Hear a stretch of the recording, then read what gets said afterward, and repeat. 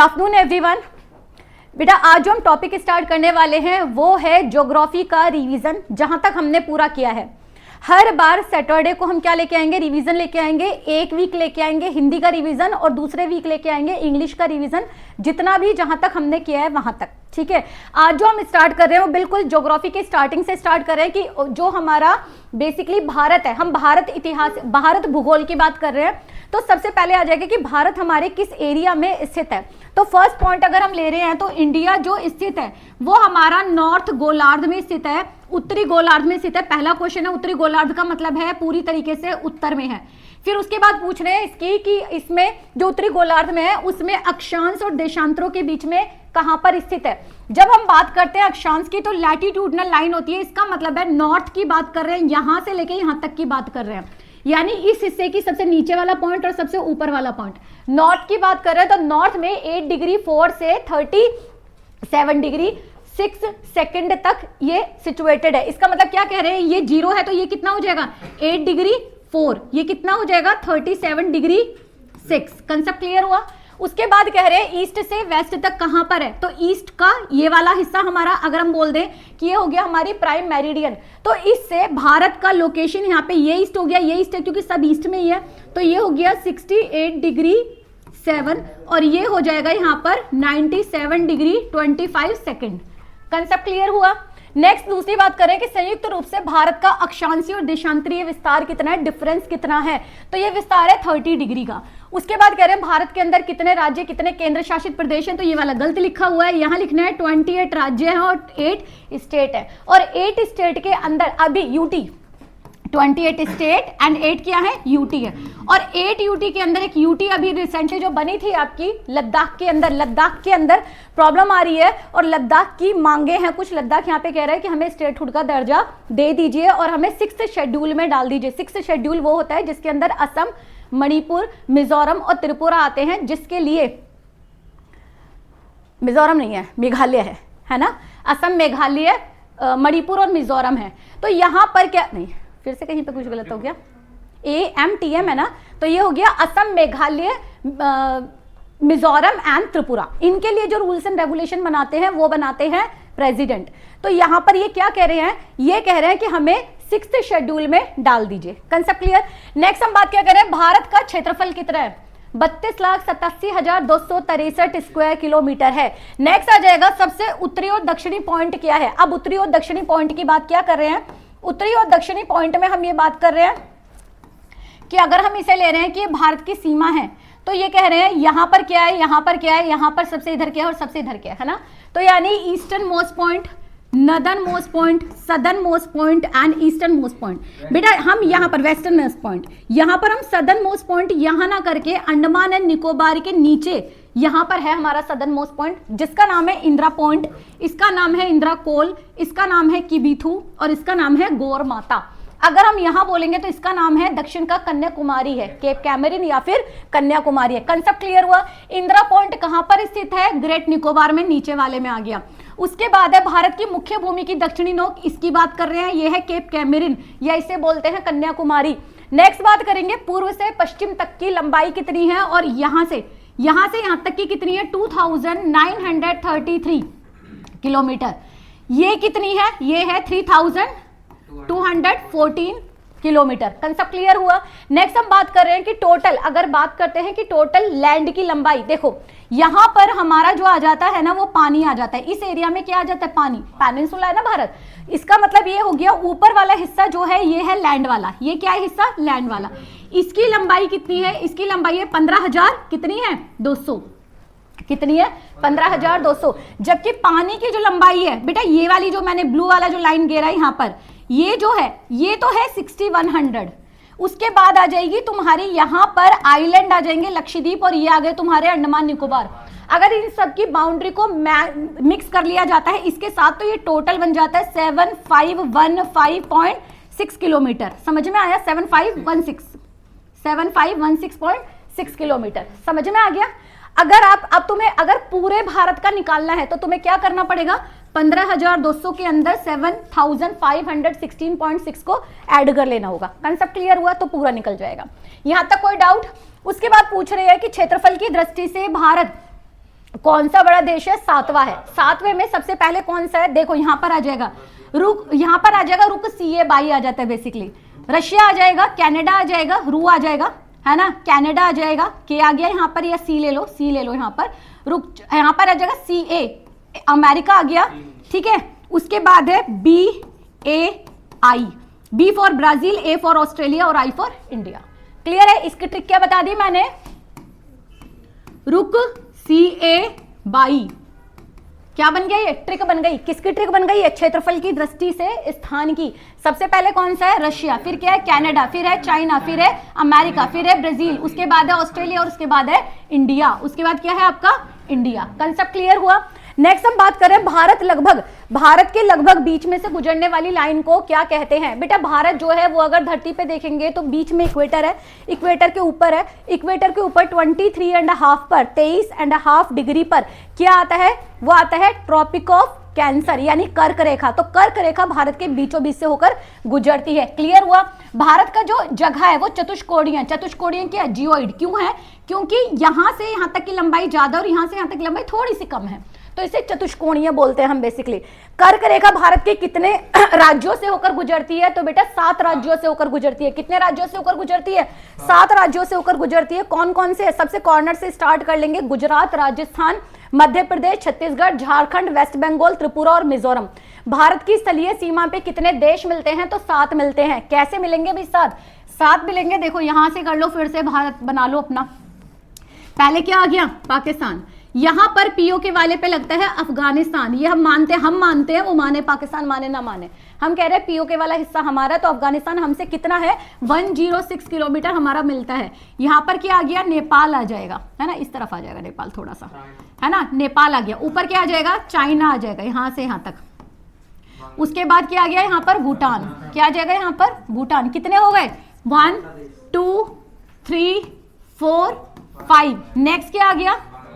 बांग्लादेश। और नेक्स्ट क्या आ गया? यहाँ पे लगा हुआ म्यांमार। समझ में आ गया? तो कितने देश हो गए आपके? 7। अब तुम यहाँ पे बोलोगे बेटा ये बाउंड्री सीमा को स्थलीय सीमा बनाने वाले बोले हैं। अगर बोलेंगे पड़ोसी देश, तो पड़ोसी देश में क्या आ जाएगा आपका? यहाँ और यहाँ भी आ जाएंगे। यहाँ क्या आ जाएगा? मालदीव, और ये आ जाएगा श्रीलंका। कंसेप्ट क्लियर हुआ? ठीक है जी, आगे चलते हैं। आई होप इतने क्वेश्चन तुम लोगों को सबको याद है। याद है सबको?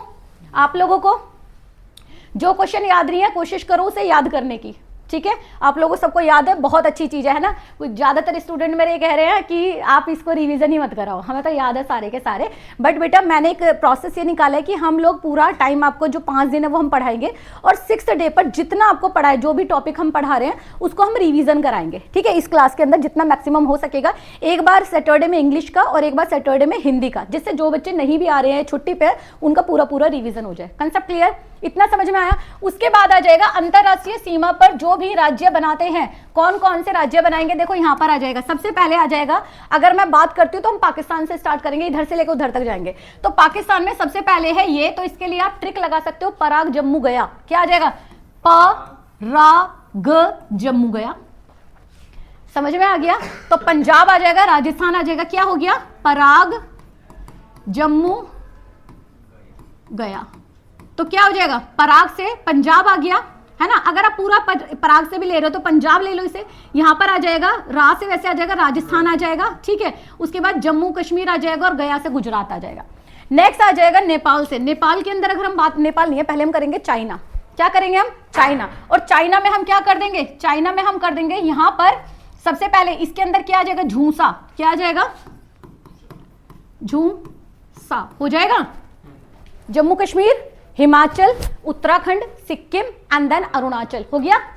और सिक्वेंटल इसी तरीके से जा रहा है आपका, ठीक है जी। नेक्स्ट आ जाएगा आपका, क्या आ जाएगा? नेपाल। नेपाल क्या आ गया? अच्छा एक रह गया अफगानिस्तान। अफगानिस्तान केवल जम्मू कश्मीर से, तो इधर के तीनों हो गए। अब आ जाएगा नेपाल। नेपाल में आ जाएगा उत्तर BBC। क्या आ जाएगा यहाँ पर? है ना, नेपाल में, हाँ जी, उत्तर BBC है, देखो ना इधर BBC आ गया ना। बिहार, बंगाल, सिक्किम। सी से सिक्किम हमने बोल दिया। क्या आ गया यहाँ पे? ट्रिक ले रहे हैं ना बेटा। उत्तर BBC। यहाँ पे हम क्या ले लेंगे? सिक्किम। समझ में आ गया? क्या आ गया यहाँ पे? Uttar Pradesh, Uttarakhand, Bihar, Bengal and Sikkim. Done. Next आ जाएगा आपका भूटान। भूटान के लिए ट्रिक आ जाएगी बेटा आपकी साब। क्या आ जाएगी? साब। क्या आ जाएगी? साब। साब में क्या आ गया तुम्हारा? सिक्किम आ गया, असम आ गया, अरुणाचल आ गया और बंगाल आ गया। डन जी। नेक्स्ट आ जाएगी आपकी क्या? बांग्लादेश। बांग्लादेश, बांग्लादेश क्या है? बांग्लादेश है AMTM। क्या कर लोगे? बीबी का AMTM। अब बीबी कौन है यहाँ पर? बीबी है यहाँ पर ममता बनर्जी। समझ में आ गया? कौन है बीबी का? ATM, ATM, AMTM, ATM नहीं है, AMTM, ये काट दो, AMTM। ठीक है, क्लियर जी? क्या आ जाएगा यहाँ पर? असम आ जाएगा, मेघालय आ जाएगा, त्रिपुरा आ जाएगा और मिजोरम आ जाएगा। कंसेप्ट क्लियर हुआ जी? समझ में आया? नेक्स्ट आ जाएगा तुम्हारा म्यांमार। म्यांमार में क्या बन गई है तुम्हारी? अरुणा मामी। क्या बन गई? अरुणा मामी। क्या आ गई यहां पर? अरुणा मामी है ना? क्या है? अरु से क्या है? अरुणाचल, ना से क्या है? नागालैंड, मा से क्या है? मणिपुर, मी से क्या है? मिजोरम। ट्रिक आ गई सारी की सारी। ट्रिक निकालते जाओ, याद होगा अफगानिस्तान में तुम्हें बता चुकी हूँ। सारी ट्रिक आ गई यहाँ पर। क्लियर है? इस ट्रिक की फोटोकॉपी ले लो, वो ले लो, आप लोग पिक ले सकते हो और तुम लोग भी है ना? पिक ले लो तुम लोग सारे, वैसे याद ही होंगी ज्यादातर तुम्हें। जिसकी नहीं हो रही है टिक वो कर लेना। उसके बाद है भारत की सबसे स्थलीय लंबी सीमा किससे बनाता है बेटा? बांग्लादेश से। बांग्लादेश देखो पूरा अंदर की तरफ ऐसे आता है, पूरा पूरा ऐसे आता है, तो चारों तरफ से बनती है। ठीक है, 4096 किलोमीटर लगभग बनती है इसकी। नेक्स्ट आ जाएगी सबसे छोटी सीमा किसकी बताई थी? 106 किलोमीटर बताई थी, अफगानिस्तान की। डन जी, पहला पेज हो गया आपका खत्म। ये बताओ यहां पर कौन सा ऐसा स्टूडेंट है जिसको ये सब याद नहीं है? एक रचना को याद है सारे के सारे? हाँ, भूल जाते हैं भैया, इन्हें रिवीजन करो, भूलो मत, है ना? याद है तो याद रहने दो। आई होप बाकी सबको याद होगा। नेक्स्ट हम दूसरे टॉपिक पे चल रहे हैं। किस राज्य की सीमा सर्वाधिक राज्यों को स्पर्श करती है? तो बेटा उत्तर प्रदेश है। उसके बाद अब आ रहा है कि भारत के अंदर जो समुद्री सीमा होती है, समुद्री सीमा को बेटा इंग्लिश में कहते हैं नॉटिकल माइल। क्या कहते हैं इसमें? नॉटिकल माइल कहते हैं। और नॉटिकल माइल कैसे तय होती है? देखो, हमारा जो भारत होता है ना, यही बना लेते हैं, यहाँ पर जो भारत है वो दोनों तरफ से पानी से घिरा हुआ है। हम यहाँ पे सबसे पहले बोलेंगे 12 किलोमीटर, फिर बोलेंगे 24 किलोमीटर, फिर बोलेंगे आपका यहां पर कितना है? 176.6 किलोमीटर। अब ये किलोमीटर नहीं बोलते हैं, लैंड पे जब बात करेंगे तो किलोमीटर है। समुद्री सीमा को हम कहते हैं नॉटिकल माइल। क्या बोलेंगे हम इनको? नॉटिकल माइल या समुद्री मील बोलेंगे। अब यहाँ पे सबसे पहले बोलेंगे कि यहां से यहां तक का, यहां से यहां तक जो जाते हैं, इसमें कौन सी एक्टिविटीज होती है? इसे क्या कहते हैं? ये कह रहे हैं भारत की प्रादेशिक जल सीमा, यानी कि प्रादेशिक यानी प्रदेश, यानी कि यहां पर अगर आंध्रा से लगी हुई है तो आंध्रा इसे चेक, आंध्रा की सरकार इसको मेंटेन करेगी, और अगर केरल से लगी हुई तो केरल की सरकार मेंटेन करेगी, सेंट्रल गवर्नमेंट नहीं करती है। यानी कि आपका जो पोर्ट सिस्टम होता है, बंदरगाह होते हैं, उसको स्टेट गवर्नमेंट वहां पे मेंटेन करने का काम करती है। और वहां पे जो भी फिशिंग होगी, जो वहां के रहने वाले लोग हैं, जो वहां के नेटिव लोग हैं, वो सब उसको मेंटेन करते हैं। तो ये होता है 12 किलोमीटर तक, जहां तक यहाँ पर सारी एक्टिविटी 12 नॉटिकल माइल तक होता है। कंसेप्ट क्लियर हुआ? दूसरा आ जाएगा 24 नॉटिकल माइल। 24 नॉटिकल माइल वो होता है बेटा जिसको सेंट्रल गवर्नमेंट देखती है, जहां पर हमारे जितने भी गश्ती जहाज होते हैं, हमारी सरकारी चीजें होती हैं, वो सब वहां पर डिप्लॉय होते हैं बेसिकली, है ना? एक हमारा एक तरीके से एरिया हो गया। ये हो गया 24 नॉटिकल माइल तक। और तीसरा जो हमने 200 माइल तक 200 नॉटिकल माइल बोला, ये बेसिकली 176.6 नॉटिकल माइल है। इसको अगर हम मोटा मोटा बोल दें 200 नॉटिकल माइल अगर बोल रहे हैं बेटा, कोई भी एक्सकेवेशन अगर हमें समुद्र के अंदर जाके कोई भी खोज करनी है, रिसर्च करना है, ऑयल के रिजर्व ढूंढने हैं, तो हम 200 नॉटिकल माइल तक जा सकते हैं। अब 200 नॉटिकल माइल के बाद क्या बेटा? वहां पे इंटरनेशनल बाउंड्री शुरू हो जाती है, जो किसी भी पर्टिकुलर कंट्री के अंतर्गत नहीं होती। अगर वहां पर कोई भी शिप आएगा, शिप जाएगा, तो वहां पर परमिशन किससे लेनी पड़ेगी? इंटरनेशनल ऑर्गेनाइजेशन से लेनी पड़ेगी, इंटरनेशनल मैरीटाइम ऑर्गेनाइजेशन से लेनी पड़ेगी। समझ में आ गया? कंसेप्ट क्लियर है? नेक्स्ट हम बात कर रहे हैं यहां पर भारत, और अब यहां पे क्या होता है? भारत की, इसी को बोला जाता है EEZ। ये क्या है बेसिकली? EEZ। तो जनरली आपसे ना क्वेश्चन ये पूछा जाता है, स्पेशल इकोनॉमिक जोन। समझ में आया क्या बोला जा रहा है? इसे एकांतिक आर्थिक क्षेत्र, जहां से व्यापार होता है मेनली। समझ में आ गया? व्यापार के लिए जगह हमें दी हुई है। नेक्स्ट है भारत और चीन, चाइना के बीच में जो सीमा रेखा होती है वो किस नाम से जानी जाती है? मैकमोहन के नाम से। भारत और पाकिस्तान के बीच में किस नाम से जानी जाती है? रेडक्लिफ के नाम से। भारत और बांग्लादेश के बीच में रेडक्लिफ के नाम से। भारत और मालदीव के बीच में 8 डिग्री चैनल, कितना है 8 डिग्री चैनल है। Concept clear. भारत और श्रीलंका के बीच में पाक स्ट्रेट, क्या है भारत और श्रीलंका के बीच में पाक स्ट्रेट है, पाक जलड मरु है। कंसेप्ट क्लियर हुआ, तो ये डायरेक्टली हमारी हो गई। कंसेप्ट क्लियर बेटा। उसके बाद है यहां पर हम बात कर रहे हैं कि मैकमोहन किस भारतीय प्रदेश की उत्तरी सीमा पर खींची गई है, वो है अरुणाचल प्रदेश। एक और चीज, अरुणाचल प्रदेश को जो बोला जाता था वो नेफा बोला जाता था। क्या बोला जाता है? नेफा। नेफा समझ में आ गया? कभी वर्ड ही आ जाए ना नेफा तो क्या होगा? अरुणाचल प्रदेश। जो हमने डिटेल बनाई है वहां पर इसको जाके चेक कर सकते हो आप लोग। उसके बाद है हमारा भारत के कितने राज्यों में समुद्री तट से घिरी हुई है। अब समुद्री तट क्या बेटा, मैंने तुम्हें बताया अभी यहाँ पे, क्या बताया था? ये वाला यहां से लेके यहां तक, समझ में आ गया? और यहाँ क्या आ जाएगा? सबसे पहले क्या आ गया यहाँ पे? गुजरात, फिर क्या आ गया? महाराष्ट्र, फिर क्या आ गया? गोवा, फिर क्या आ गया? कर्नाटका। बेटा महाराष्ट्र किसमें ना, फिर क्या आ गया? केरला। कितनी हो गई? 4 हो गई। 4 है कि 5 है?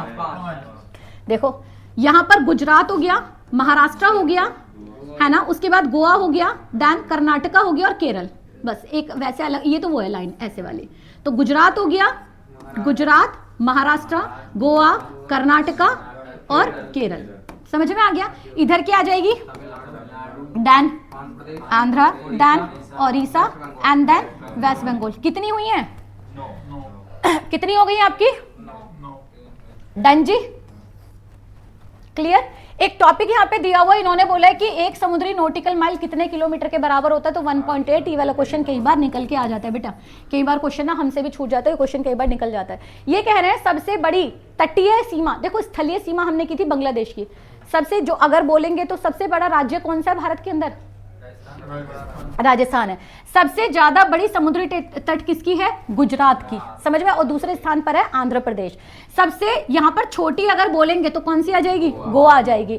टोटल यहां पर कितने केंद्र शासित प्रदेश हैं जो कि समुद्री तट पर है? अब देखो यहां पर 5 दिए हुए, लेकिन 5 नहीं होंगे, 4। क्यों?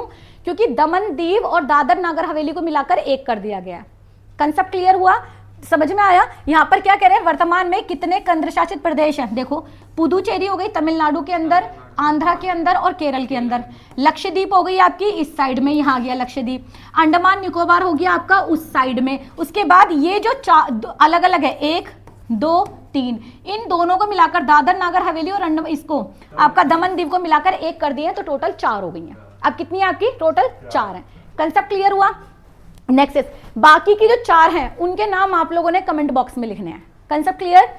नेक्स्ट है समुद्र पार भारत का सबसे निकटतम पड़ोसी कौन सा है? बेटा देखो, अगर हम इधर की साइड लक्षद्वीप देखेंगे वो भी दूर है, अगर हम बात करेंगे श्रीलंका की वो भी दूर है, अगर देखते हो ना अंडमान निकोबार के पास पड़ेगा इंडोनेशिया। समझ में आया? अंडमान निकोबार, भाई अंडमान निकोबार भी तो अपना ही है, और अंडमान निकोबार से बिल्कुल लगा हुआ क्या पड़ जाता है आपका? इंडोनेशिया लग जाता है। Concept clear? तो यहाँ पर भारत का सबसे निकटतम पड़ोसी जो आ जाएगा वो सबसे पास का, अगर हम यहाँ पर बात करेंगे तो यहाँ आ जाएगा क्या आपका? श्रीलंका। और दूसरा कहाँ हो जाएगा? अंडमान निकोबार से लगा हुआ क्या हो जाएगा आपका? इंडोनेशिया। Concept clear? नेक्स्ट आ जाएंगे। नेक्स्ट क्या बात कर रहे हैं, कुछ एक क्वेश्चन दे रखे हैं यहाँ पर, अच्छे से क्वेश्चन है, देखते हैं फटाफट से। ये कह रहे हैं भारत किस महाद्वीप में है? बेसिकली गोंडवाना में है। पता है भारत दुनिया की जो पूरी लैंड है उसका कितना प्रतिशत भारत के पास है? 2.42% है। कितनी जनसंख्या भारत के अंदर रहती है? 17.5% रहती है।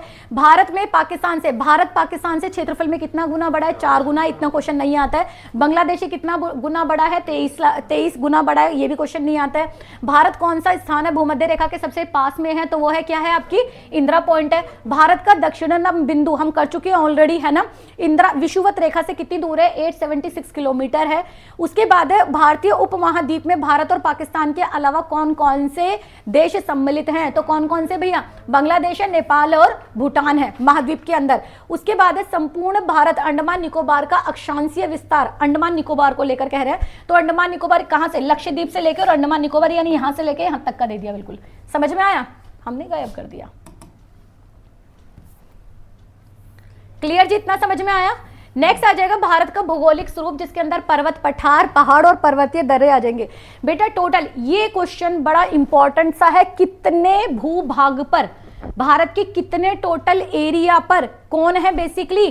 पर्वत हैं। तो कितना है? 10.7% पे। समझ में आ गया? कितने भूभाग पर पहाड़ियां हैं जिनकी ऊंचाई 2000 मीटर, क्योंकि 2000 मीटर तक के आसपास की जो ऊंचाई होती है उसे पहाड़ कहते हैं। तो वो कितनी है? 18.6 किलोमीटर है। क्लियर जी? उसके बाद आ जाएगा इस प्रकार, भारत के संपूर्ण प्रतिशत पे कितना प्रतिशत उच्च पर्वत श्रेणी या पहाड़ियां हैं, 29.3 प्लस कर लेना। संपूर्ण भारत के कितने भाग पर पठार, पठार मींस प्लेटू है, 27.7 है।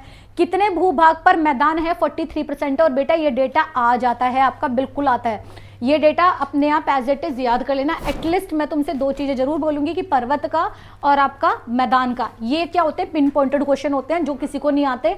जिन्होंने क्वेश्चन याद कर रखे हैं, मतलब ये समझ लो जो वन लाइनर तुम्हें दिखा रही हूं मैं, वो वन लाइनर जैकपॉट है बेसिकली। नेक्स्ट हम बात कर रहे हैं, पृथ्वी के कितने प्रतिशत भूभाग पर मैदान का विस्तार पाया जाता है, 43। भारत की उत्तरी सीमा पर कौन सी श्रेणी है, बताइए सबको, हिमालय। हिमालय किससे बना हुआ है, वो प्लेट विवर्तनिक थ्योरी से बना हुआ है।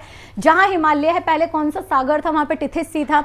भारत की जो हिमालय वो किस तरह का है, तो बेटा न्यू फोल्ड माउंटेन है, वलित पर्वत, वलय होने के बाद, मुड़ने के बाद, फोल्ड होने के बाद, मोड़दार होने के बाद, ठीक है, इसलिए इसे वलित बोला जाता है।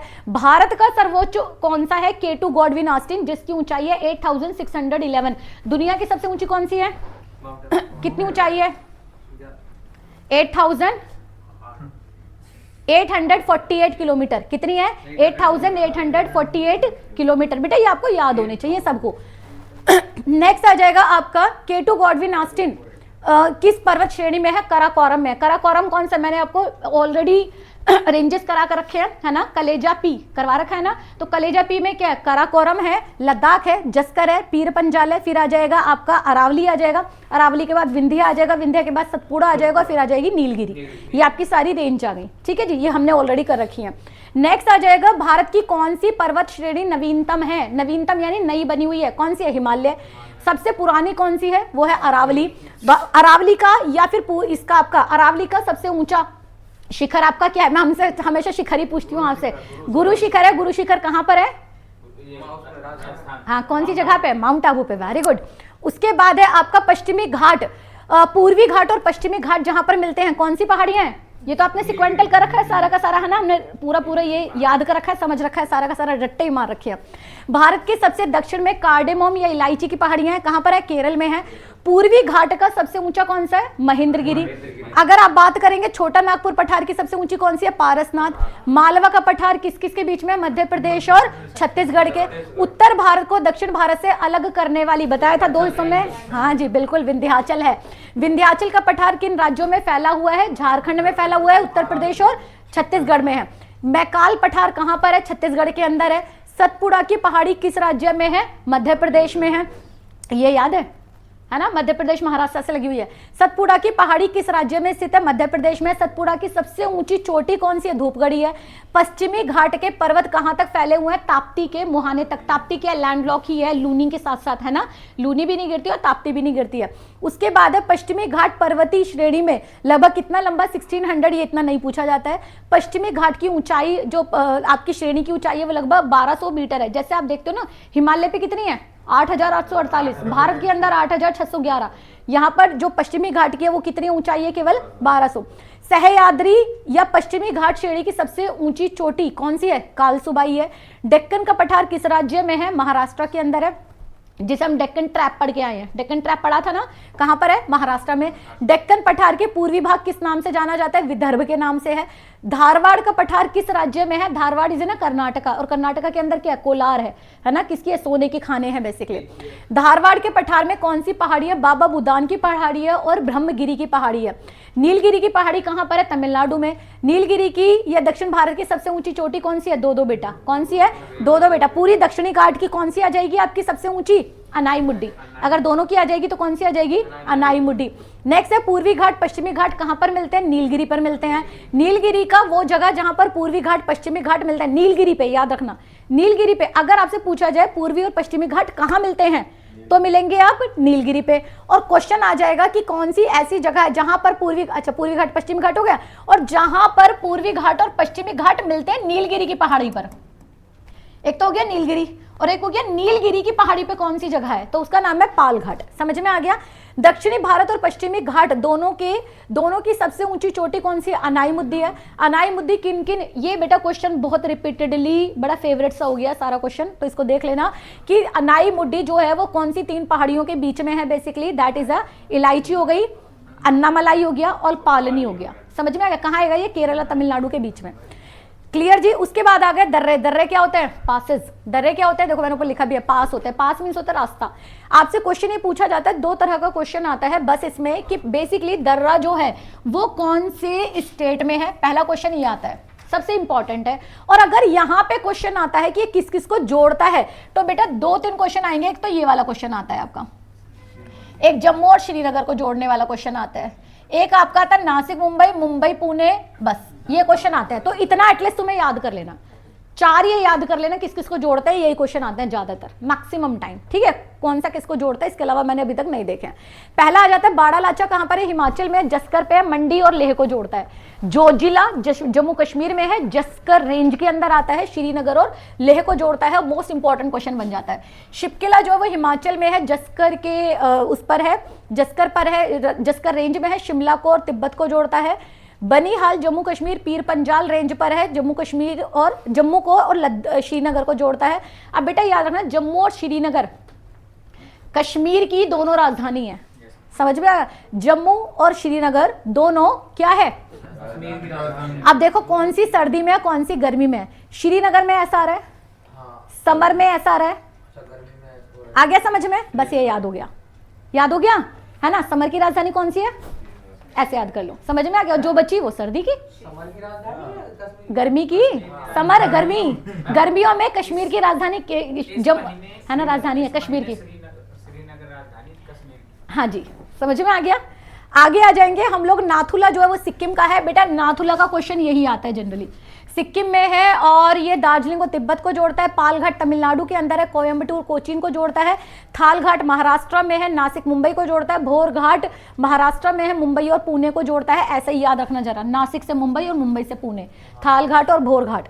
नेक्स्ट आ जाएगा सिनकोट तमिलनाडु में है, जो कि आपके मदुरई और त्रिवेंद्रम को जोड़ता है। पांगसांद्र अरुणाचल में, डिब्रूगढ़ और म्यांमार को जोड़ता है।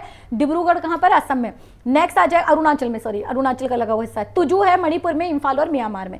नेक्स्ट आ जाएगा आपका हिमालय पर्वत श्रेणी और भारत का सबसे ऊंचा दर्रा कौन सा है? दर्रा मीन्स हाँ जी, रास्ते, पासेस, है ना। नेक्स्ट आ जाएगा कौन सा है, बताओ जल्दी से कौन सा है? काराकोरम है। उसके बाद रोहतांग दर्रा कहां से निकलता है? हिमाचल के पीर पंजाल से। श्रीनगर और मध्य एशिया के बीच में कौन से दर्रे से जाते हैं? बुर्जिल पास से जाते हैं। कहां पर पर्वतीय भारतीय तीर्थयात्री मानसरोवर या कैलाश के दर्शन के लिए जाते हैं? तो माना नीति उत्तराखंड में है। माना पास और नीति पास, पास में दर्रे हैं दोनों, उत्तराखंड से हैं। नेक्स्ट आ जाएगा कैलाश के, हाँ जी यही है बेसिकली बेटा, ये इसी से जाते हैं। और नाथुला सिक्किम से, हाँ जी, या तो उत्तराखंड होता हुआ जाएगा कैलाश मानसरोवर, या फिर सिक्किम से होते हुए जाएगा। ये 2 रास्ते हैं, ठीक है। जो खतरनाक है वो कौन से वाला? उत्तराखंड वाला। जो नेपाल वाला रास्ता है ना वो फिर भी सही है इसीलिए नेपाल के अंदर सबसे ज्यादा जो तीर्थयात्री का जो पैसा है ना, खर्चा, वो इसीलिए यहाँ पे ज्यादा फेमस हो जाता है कैलाश की यात्रा के लिए। पीपली घाट दर्रा किस पर्वत श्रेणी में स्थित है? अरावली में है। बोमडीला किस राज्य में स्थित है? अरावली में है। जेलेपा किस उस राज्य के अंदर है? दैट इज सिक्किम के अंदर है। जोजिला, शिपकिला और जेलेपा किस किस पर है? जोजिला आ जाएगा आपका सिंधु पर, शिपकिला आ जाएगा सतलज पर और जेलेपा आ जाएगा तिस्ता नदी पर। नीलगिरी पहाड़ी और अन्नामलाई पहाड़ी को कौन सा दर्रा अलग अलग करता है? तो पालघाट अलग करता है। सबसे नीचे हमने क्या देखा था? पालघाट, है ना। 3 के थे ना, पालघाट, भोरघाट और थालघाट। थालघाट और भोरघाट दोनों महाराष्ट्र के अंदर है, जबकि पालघाट जो आ जाता है वो केरल तमिलनाडु के पास आ जाता है। नेक्स्ट आ जाएगा किस पठार को भारत का रूर कहा जाता है? छोटा नागपुर, छोटा, है ना, क्या है ये आपका? रूर ऑफ इंडिया किसे कहते हैं? छोटा नागपुर प्लेट्यू। उसके बाद है उटकम मंडलम, क्या है? ऊटी। उटकम मंडलम क्या है? ऊटी। ऊटी कहां पर है? नीलगिरी, तमिलनाडु, नहीं कर्नाटका नहीं है, तमिलनाडु। नेक्स्ट आ जाएगा कंचनजंगा सिक्किम में है। हिमाचल श्रेणी, हिमालय श्रेणी में मिलने वाली संकीर्ण, छोटी और अनुदैर्घ्य जो लंबी घाटियों को किस नाम से जाना जाता है? दून।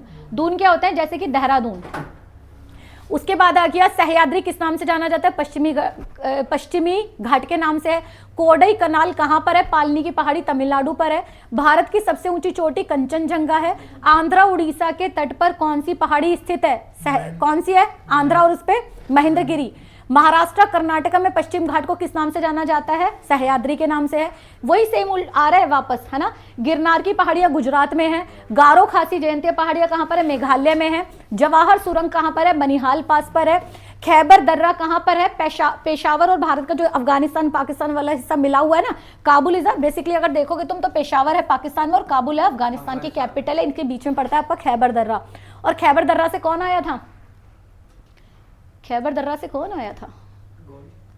है ना, मिडिल के जो अटैक हुए वो सारे किससे आते थे? खैबर दर्रे से। उसके बाद है बेलन दर्रा, कहां पर स्थित है? पाकिस्तान में। आर्यों ने किस दर्रे से होकर भारत में प्रवेश किया था? खैबर दर्रे से। तो जितना भी मिडिल ईस्ट से आता है, मध्य एशिया से जो भी आएगा वो खैबर दर्रे से आएगा।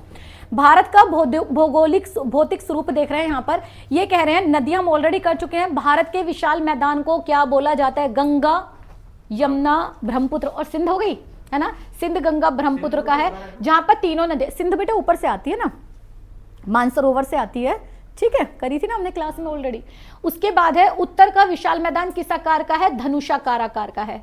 उसके बाद विशाल के धनुषाकार भी इस तरीके से जाता है ना उत्तर मैदान, है ना। उसके बाद है उत्तर के विशाल मैदान का क्षेत्रफल कितना है? 7 लाख वर्ग किलोमीटर है, 7 लाख स्क्वायर किलोमीटर है। उसके बाद आपका आ गया उत्तर के विशाल मैदान का वह उच्च मैदान जो कम उपजाऊ भाग है, पुरानी जलोढ़ मिट्टी का बना हुआ है, उसे हम क्या कहते हैं? भांगर कहते हैं। भांगर मींस क्या हो गया यहाँ पे? देखो सीधा है, हाँ जी, जो कम उपजाऊ होती है बेसिकली। उत्तर का विशाल, और यहाँ पर क्या है? बाढ़ का पानी जल्दी से नहीं पहुंच पाता। उत्तर के विशाल मैदान जो उपजाऊ है उन्हें कहते हैं हम खादर, नई एलुवियल होती है यहाँ पर। उसके बाद यहाँ पर क्या है? बाढ़ बहुत सारी आती रहती है। बाढ़ का पानी जहाँ नहीं पहुंचेगा वो भांगर, जहाँ बाढ़ का पानी पहुंचेगा वहां पर, क्योंकि बाढ़ अपने साथ क्या लेके आती है? New alluvial. उसके बाद है उत्तर का वह मैदान जो कि हिमालय और गंगा के मैदान के बीच में पाया जाता है, जहां पर कंकड़ और पत्थर सबसे ज्यादा होंगे, इसे कहा जाएगा भांवर। उत्तर का वो मैदान जहां पर पानी फैलने से दलदल हो जाती है, मिट्टी जो होती है वो स्लिल्ट वाली हो जाती है, उसे कहते हैं हम तराई। कंसेप्ट क्लियर हुआ? समझ में आया? उसके बाद हम कह रहे हैं भारत के समुद्र तटीय मैदान का विस्तार किस पर्वत श्रेणी के बीच में है? पूर्वी और पश्चिमी के बीच में है। पश्चिमी समुद्र तटीय मैदान का विस्तार कहां तक है? कच्छ की खाड़ी से कुमारी अंतरीप। कच्छ कहां पर है? गुजरात का है। और कुमारी अंतरीप कहां पर है? बेसिकली सदन में है बेसिकली, है ना। सदन कहां है? कुमारी अंतरीप क्या है? Cap Comorin. कुमारी अंतरीप को क्या बोलते हैं? केप कैमोरिन, तमिलनाडु का सदन वाला हिस्सा। पश्चिमी समुद्र तटीय मैदान की औसत चौड़ाई कितनी है? 64 किलोमीटर। पश्चिमी समुद्र तटीय यानी कि कोस्टल एरिया। पश्चिमी क्या है? Western coastal area. क्या कह रहे हैं? वेस्टर्न कोस्टल एरिया कितना है? कंसेप्ट क्लियर बेटा? उसके बाद हम कह रहे हैं यहाँ पर कि पूर्वी समुद्री मैदान कहां से कहां तक है? वेस्ट बंगाल। देखो ये कह रहे हैं यहां से यहां तक कितना है, यहां से यहां तक क्या है? तो यहाँ से गुजरात से कच्छ से लेके, कुछ कच्छ यहाँ बताया था कॉर्नर पे, यहाँ से लेके कोई केप ऑफ कैमरिन तक है। और यहाँ पर क्या? बंगाल से लेके केप ऑफ कैमरिन तक है। अब इसमें दोनों में चौड़ाई पूछ रहे हैं, तो चौड़ाई में कौन ज्यादा है? ये वाला ज्यादा, ये हम पहले भी कर चुके हैं, ये 600 और ये आ जाएगा 64 स्क्वायर किलोमीटर का औसत चौड़ाई। क्लियर? क्या है ये? वेस्टर्न कोस्टल एरिया और eastern coastal area. Eastern coastal area ज्यादा बड़े हैं वेस्टर्न कोस्टल एरिया से। यहां तक किसी को कोई डाउट? कोई डाउट किसी को? आ रहा है?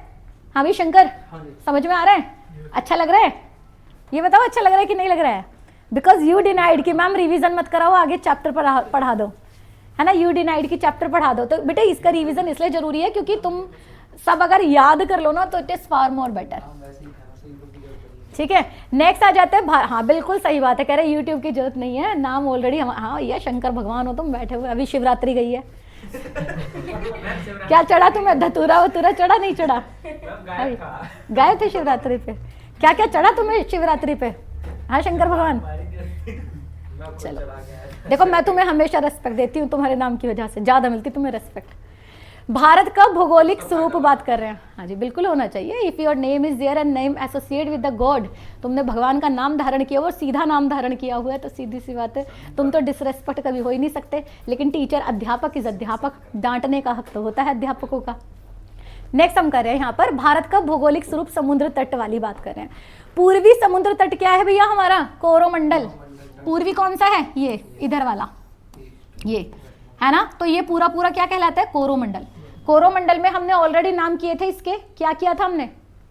किए थे हमने इसमें नाम, है ना। क्या नाम? ऑलरेडी दिया हुआ है, गोलकुंडा तट दिया हुआ है और उत्तरी सरकार दिया हुआ है। क्लियर है जी?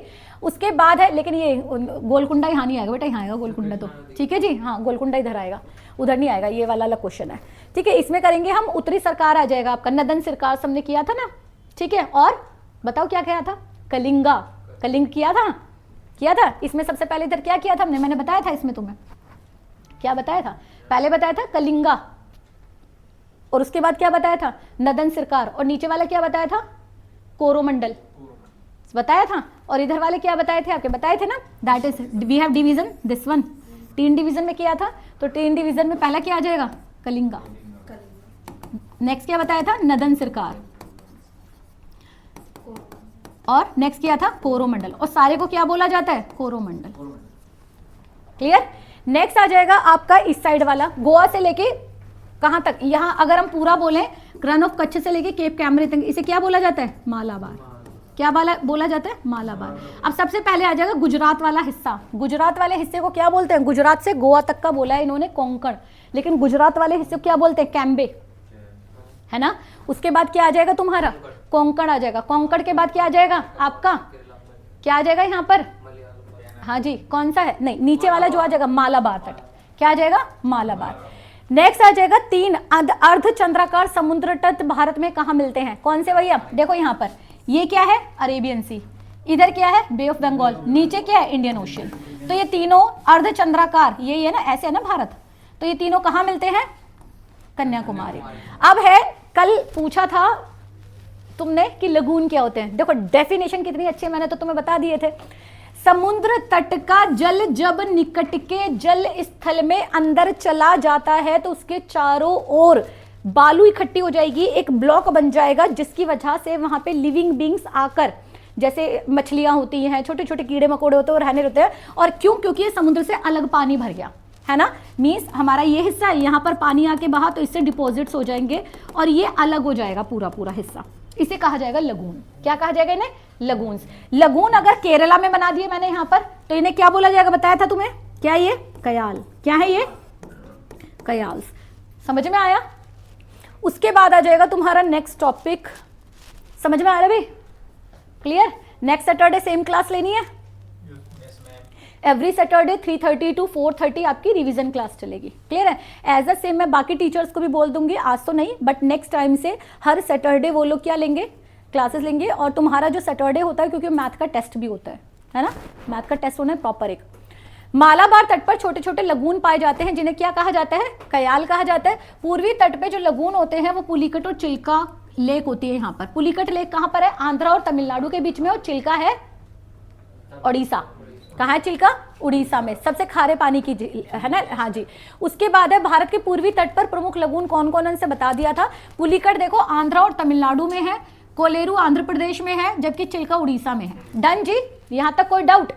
अब करते हैं हम द्वीप की बात है, लक्षद्वीप की बात करेंगे और अंडमान निकोबार, हमारे पास यही द्वीप है, हम इन्हीं द्वीप की बात करेंगे। बात क्या कर रहे हैं यहाँ पर, ये बताओ कि अगर हम बात कर रहे हैं अंडमान निकोबार की, तो उसमें इकलौता एक मेन क्वेश्चन आता है। अगर हम लोअर की बात करते हैं तो सबसे ऊंची चोटी कौन सी है, उसका नाम है सैडल पीक। क्या नाम है उसका, भारत के अधिकार क्षेत्र में कुल कितने द्वीप है यहाँ पर, और कितने बंगाल की खाड़ी में, 247 और 204 है। द्वीपों की आइलैंड्स की बात कह रहे हैं हम लोग यहाँ पे, ठीक है जी।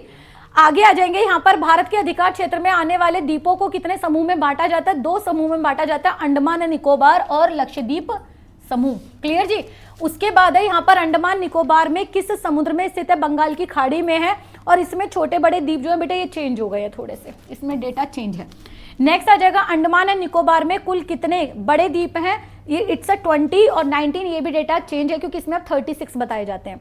अंडमान निकोबार का वर्ग क्षेत्रफल भी चेंज करेंगे हम लोग, इसे छोड़ दीजिए, क्वेश्चन जनरली ऐसे नहीं आते हैं जिसमें थोड़ा सा डाउट होता है। अंडमान निकोबार की सबसे ऊंची पर्वत चोटी, ये इंपॉर्टेंट क्वेश्चन है, और ये है सैडल पीक, बहुत इंपॉर्टेंट क्वेश्चन है, बहुत बहुत बहुत बार आता है। उसके बाद है अंडमान निकोबार की राजधानी पोर्ट ब्लेयर तथा इसका सबसे बड़ा बंदरगाह पोर्ट ब्लेयर किस द्वीप पर स्थित है, दक्षिणी अंडमान पर। किस पर है, सदर्न अंडमान पर है।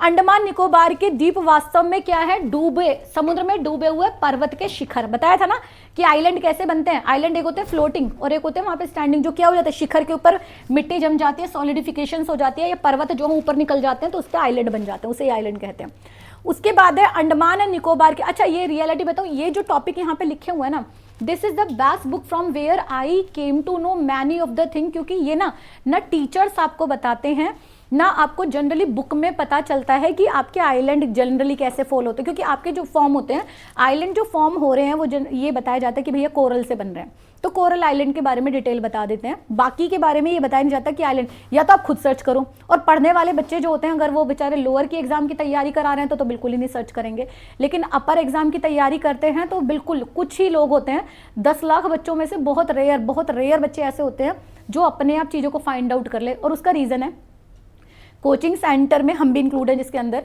हम खुद से कोशिश करते हैं कि मैक्सिमम इन्फॉर्मेशन बच्चों को दे दी जाए। और जब बच्चा आज की डेट में ऑनलाइन जा रहा है तो बहुत सारी इन्फॉर्मेशन बच्चे के पास हो जाती है, इतनी हो जाती है वो कह रहा है मैं इसी को नहीं ले पा रहा है ना, दूसरी कहाँ से लूँ। बट मैं एक चीज़ मान के चलती हूँ, जब भी कोई ऐसा टॉपिक आ जाए, जैसे मैंने बोला आइलैंड, तो आपको पता होना चाहिए आइलैंड बनते कैसे हैं।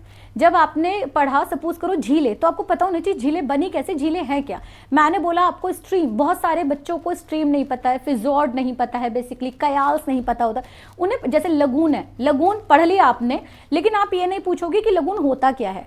यहाँ पर बेटा आप लोगों को, सबको, जो लोग हमें देख भी रहे हैं, जितने भी बच्चे हैं, उन्हें ये फाइंड आउट करना चाहिए। छोटी छोटी चीजें होती है कि अगर डाउट है तो वो डाउट क्लियर करो, या तो पढ़ो मत, और अगर पढ़ रहे हो तो छोटे छोटे जो आपके डाउट्स हैं ना उनको तुरंत क्लियर करो, क्योंकि अगर आपने डाउट वहां पर छोड़ दिए तो यकीन मानो वो डाउट जिंदगी भर आपके कभी भी क्लियर नहीं होने। कंसेप्ट क्लियर हुआ? चलते हैं आगे। नेक्स्ट हम बात कर रहे हैं अंडमान एंड निकोबार के अंदर। नेक्स्ट, अंडमान निकोबार द्वीप समूह का सबसे उत्तरी द्वीप है लैंडफॉल, क्वेश्चन नहीं आता है। अंडमान निकोबार के लैंडफॉल द्वीप को म्यांमार के कोको द्वीप से कौन अलग करता है? बिल्कुल पेपर में आता है, और ये है कोको जलमार्ग, बेसिकली कोको स्ट्रेट। जलमार्ग को कहते हैं बेटा स्ट्रेट।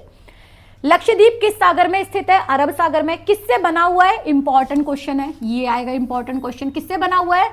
प्रवाल भित्ति से। कितने वर्ग किलोमीटर है? 32 किलोमीटर का है।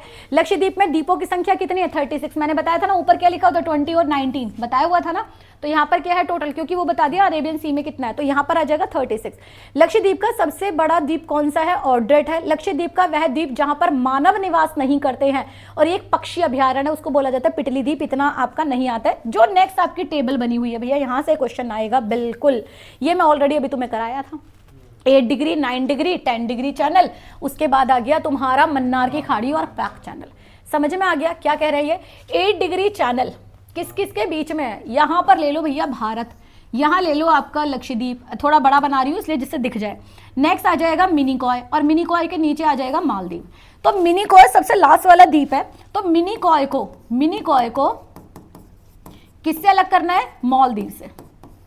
कौन करेगा? 8 डिग्री चैनल। क्लियर जी? मिनिकॉय को लक्षद्वीप से जो अलग है, हमारे बीच में जो है बेटा, याद रखना हमारे पास डिग्री सारी ज्यादा है, ठीक है। यहाँ पे क्या आ जाएगा? 9 डिग्री चैनल। फिर इधर क्या आ जाएगा? 10 डिग्री चैनल अंडमान निकोबार के यहाँ पे। यहाँ क्या आ जाएगा? पाक स्ट्रेट और मन्नार की खाड़ी। बस यही लिखा हुआ है, समझ में आया? 8 डिग्री चैनल मालदीव और मिनिकॉय को अलग करेगा। 9 डिग्री चैनल लक्षद्वीप और मिनिकॉय को अलग करेगा। 10 डिग्री चैनल छोटा अंडमान कार निकोबार को अलग करेगा। ग्रैंड चैनल सुमात्रा और निकोबार यहाँ आ जाएगा। और जो सुमात्रा, जावा, बाली हैं वो किसके आगे? इंडोनेशिया के, तो इन्हें अलग अलग करेगा। क्लियर है? कहाँ से खुल गए भाई साहब आप? ठीक है जी, इतना समझ में आया बेटा? उसके बाद आ जाएगा पाक चैनल तमिलनाडु और किसको अलग कर रहा है? तमिलनाडु को और श्रीलंका को अलग कर रहा है। मन्नार की खाड़ी दक्षिण पूर्वी तमिलनाडु और श्रीलंका को, नीचे और ऊपर का बस डिफरेंस है केवल, एक यहाँ जाएगा कि यहाँ जाएगा। नेक्स्ट आ जाएगा डंकन पास, छोटा अंडमान और दक्षिण अंडमान को डिवीजन कर रहा है, क्योंकि अंडमान के भी पार्ट है आपके। लिटिल अंडमान आ जाएगा, northern Andaman, little Andaman, southern Andaman, उसके और ग्रेटर अंडमान। नेक्स्ट आ जाएगा लक्षद्वीप सागर, लक्षद्वीप और मालाबार तट को अलग करा है। डन जी? तो ये आपको याद करने ही करने हैं, याद करने पड़ेंगे, इनमें से क्वेश्चन आता है। हेरियट पर्वत कहाँ पर है? सदर्न अंडमान में है। धुलियर पर्वत कहाँ है? निकोबार पर है। गंगा सागर न्यूमूर है बेटा, यूमूर ये न्यूमूर है। उसके बाद श्री हरिकोटा और हेयरद्वीप कहाँ पर है? बंगाल की खाड़ी में है। श्री हरिकोटा कहाँ जाएगा आपका? आंध्रा के पास, आंध्रा है ना। उसके बाद है आपका आंध्रा के नेल्लोर जिले के पास श्री हरिकोटा किससे बना हुआ है? प्रवाल भित्ति। प्रवाल है कोरल, क्या होता है? कोरल। कोरल से रिलेटेड आपका एनवायरमेंट वाली हमारी वीडियो बनी हुई है, तो उसमें देखेंगे जाके, उसमें डिटेल किया हुआ वहां मिल जाएगा। नेक्स्ट आ जाएगा द्वीप। द्वीप कहां पर है? द्वीप कहां सुना है तुमने? दादर नागर हवेली और दमन दीव। तो द्वीप कहां पर स्थित है? ये आइलैंड, तो ये खंबात की खाड़ी। अब खंबात की खाड़ी कहां पर है भाई? है ना, खंबात की खाड़ी है, ये आपका हिस्सा बन जाएगा यहां पर, ये हिस्से। समझ में आया? अब आ जाएगा हमारा, क्या कह रहे हैं, स्वतंत्रता से पहले भारतीय क्षेत्र काला पानी के नाम से जाना जाता था। किसको माना जाता था? अंडमान एंड निकोबार। और यहाँ पर क्या आ जाती है? दामोदर वीर सावरकर की स्टोरी आ जाती है, जिनको काले पानी की सजा दी गई थी, क्योंकि अंडमान एंड जो निकोबार, अंडमान जो है वहां पर सेलुलर जेल बनाई हुई थी, जेल बनाई हुई थी, और वो जेल इतनी कंजेस्टेड थी, ऐसा माना जाता है कि जिसे भी अंग्रेज बाहरी सजा देना चाहते थे, जिन्हें भारत की गतिविधियों से अलग रखना चाहते थे, उनको वो काले पानी की सजा दे देते थे, यानी कि अंडमान भेज देते थे। और ऐसा कहा जाता है वहां से डेड बॉडी भी वापस नहीं आती थी। और ऐसा माना जाता है जैसे हमारे पोडियम है ना, तो उसी के साइज का बहुत छोटा सा, जिसमें एक व्यक्ति सीधा भी ना खड़ा हो सके, उसके अंदर उसे डाल दिया जाता था। और जेलों के अंदर जेल थी जहां तक धूप भी ना जाए। सोचो वहां पे इंसान सड़ सड़ के मरता होगा, है ना। तो हम किसी भी तरीके से, कई बार ना बहुत सारे कुछ लोग हैं जो कि कई बार ये कहते हैं ब्रिटिशर्स को सही ठहराते हैं कि वो सही थे या उनको होना चाहिए था, थोड़ा और लंबे समय रहते और तरक्की होते। लेकिन एक चीज सोचो, जिन लोगों ने यातनाएं सही, क्या तुम यातनाएं सहकर तरक्की कर सकते हो? है ना। तुम लोगों से तो अपने पेरेंट के द्वारा जो कहा जाता है ना कि पढ़ लो, वो भी सहन नहीं होता। हम ये नहीं कह सकते हम यहाँ पे कि तरक्की के लिए अंग्रेजों को रहना था, तो क्या यातनाएं सहकर तुम तरक्की, जबकि कहा यही जाता है कि जब तक तुम गिव अप नहीं करोगे कोई चीज, तब तक आपको कोई चीज मिलेगी नहीं। हमने बहुत सहा है तब हमें आज़ादी मिली है, हमने बहुत सहा है तब हमें रेलवे मिली है, हमने बहुत सहा है तब हमें टेलीग्राम्स मिले, है ना। लेकिन आज ये सोचो, आप बिना सहे, आपके पेरेंट, आपके टीचर्स या आपका कोई भी व्यक्ति है, अगर किसी ने भी पढ़ने के लिए, दोस्त ने कह दिया था तो उसकी आफत आ गई है ना। अगर दोस्त ने बोल दिया ना बड़ा अच्छा तुम ज्यादा हो, तो बेटा अगर कोई आपको तरक्की के लिए यातनाएं तो नहीं दे रहा, कम से कम कोई हाथ पैर तो नहीं काट रहा, नाखून तो नहीं निकाल रहा। पहले जमाने में ना पेरेंट होते थे, नहीं पढ़ते थे बच्चे डंडे, लड़के स्पेशली, तुम ही लोगों से सबसे बोल रही हूँ, है ना। पहले लड़कियों का तो बेकार ही है यहाँ पे सब, है ना। लड़कियों की तो मर्जी आज भी, पढ़ना है पढ़ लो, नहीं पढ़ना है मत पढ़ो, है ना। तुम्हारा टाइम हो जाएगा, शादी कर देंगे, भेज देंगे हम तुम्हें, है ना। लेकिन लड़कों का आज भी मैं मान के चलती हूँ, रियल में कॉर्पोरल पनिशमेंट अच्छी वाली बात थी, तो थोड़ी बहुत तो मिलनी चाहिए, लगने चाहिए। लेकिन आज की डेट में बच्चे इतने सेंसिटिव, और सेंसिटिव होने का पता है रीज़न क्या है?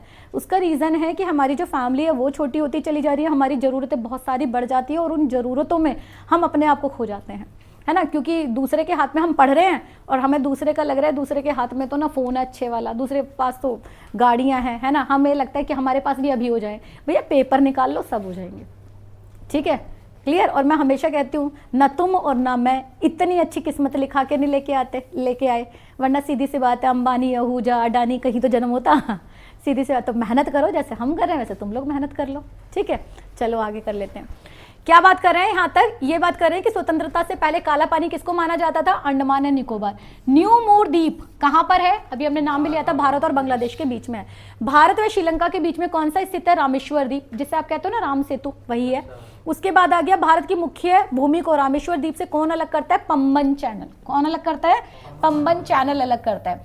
उसके बाद आ जाएगा आपका पंबन द्वीप कहाँ पर है? मन्नार की खाड़ी में। मन्नार की खाड़ी हम करके आए ना, पाक स्टेट और नीचे मन्नार की खाड़ी। पीरम, भैंसला, हेनरे, कैनरे, बुयर, एलिफेंटा, अर्नाला कहाँ पर है? सारे एलिफेंटा की गुफाएं आपने नाम सुना होगा, कहाँ पर है? महाराष्ट्र के अंदर। कहाँ? ये सब अरब सागर में। ऐसा क्वेश्चन नहीं आता, है ना। उसके बाद है इकलौता क्वेश्चन है, बहुत इंपॉर्टेंट क्वेश्चन है, वो ये है कि सक्रिय ज्वालामुखी, एकमात्र सक्रिय ज्वालामुखी कहाँ पर है? बैरन आइलैंड है। और बैरन आइलैंड कहाँ पर है? अंडमान एंड निकोबार में है। भारत का सुषुप्त ज्वालामुखी द्वीप कौन सा है? नारकोंडम, अंडमान निकोबार में है। भारत श्रीलंका कौन सा अलग करता है? ये सबसे इंपॉर्टेंट क्वेश्चन हो गया बैरन आइलैंड का। कंसेप्ट है जी क्लियर। उसके बाद आ जाएगी भारत की नदियां। कितना और है गया हमारा, क्योंकि हमने आज तक का दिया हुआ है, कल करेंगे, 4:30 बज गए, ठीक है। आज तो हम कितने पे छोड़ रहे हैं? नदियों से हम कल नहीं स्टार्ट करेंगे, नदियों से स्टार्ट होगा फिर आपका नेक्स्ट सैटरडे। क्लियर है? Did you enjoy your class? इसको रिवीजन करना है, नहीं हमें भी इंजॉयमेंट करने का ना मौका मिलना चाहिए। वैसे भी आवाज़ भी है, कुछ की आती है बस, है ना, जिसको याद है ना उन्हीं की आती है आवाज़। देखो आपको ना सबसे मेन चीज़ है, आपको ये वन लाइनर ऑलरेडी आपकी ऐप पर है ना, आपको सिर्फ जाके इसको याद करना है। और अगर ये बुक लेना चाहते हो तो ऑलरेडी फ्लिपकार्ट, अमेजोन पर ये बुक अवेलेबल है। हमारे पास तो बहुत पुरानी है, लेकिन इसका जो नया वाला वर्जन है वो अमेजोन और फ्लिपकार्ट पे है, तो आप लोगों को उसका दे दिया जाएगा, लिंक दे दिया जाएगा, है ना। आप लोगों को बता दिया जाएगा कहाँ से आप ले सकते हो, तो आप परचेज कर लो। हमेशा इतनी बार बोलती हूँ, है ना, इट इज़ वेरी ईजी, क्योंकि आपको अगर बुक से कहीं भी कोई चीज़ बहुत अच्छी है तो उसको पढ़ना चाहिए। तो आपका फ्लिपकार्ट, अमेजोन पे ये अवेलेबल है ऑलरेडी, तो आप वहाँ से जाके इसको खरीद भी सकते हैं। क्लियर है? आप लोगों का सबका बहुत बहुत धन्यवाद।